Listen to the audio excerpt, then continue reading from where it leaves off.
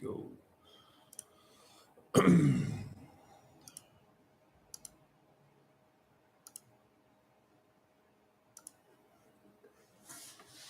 All righty.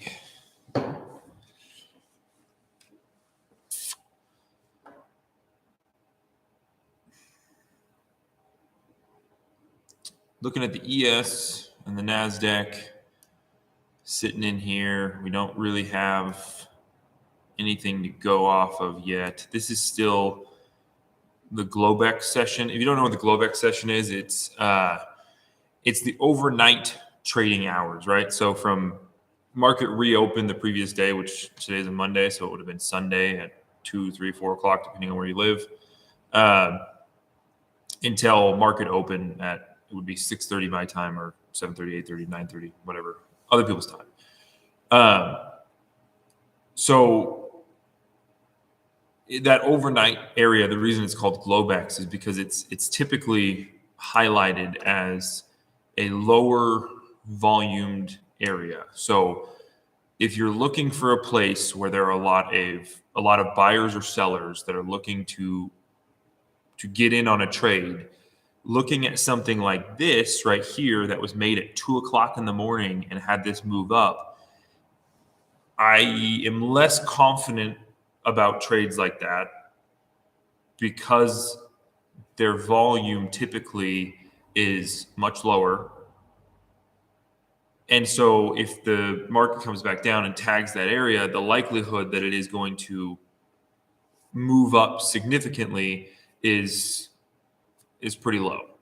So even though there is in this area what looks to be like a good trade, right? You have a little bit of a move up.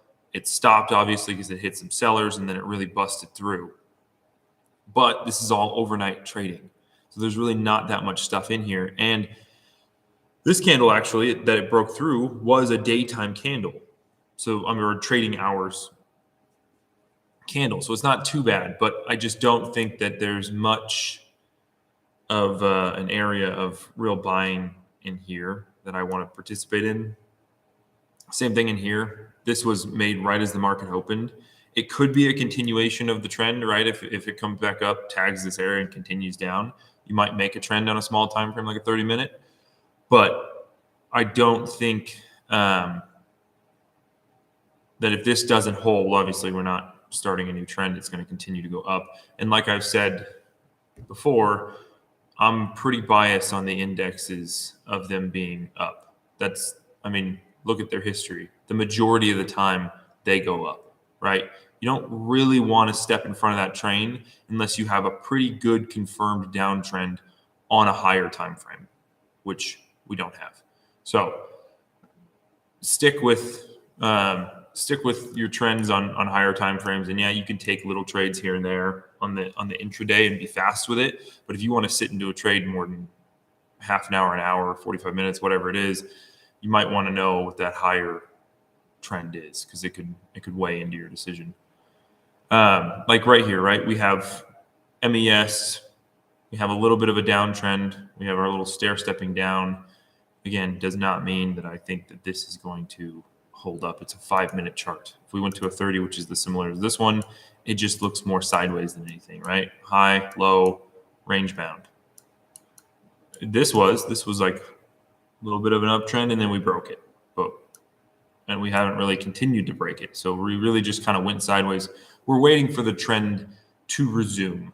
But I do believe this is all-time highs. It is kind of funny that even though there was nothing, this is the highest point it's been. As soon as it hit 6,800, that big round number, it bounced right off. And that happens often. There are typically a bounce off of round numbers. So if you're in a trade long and you're waiting for it to go up and you're getting to an area where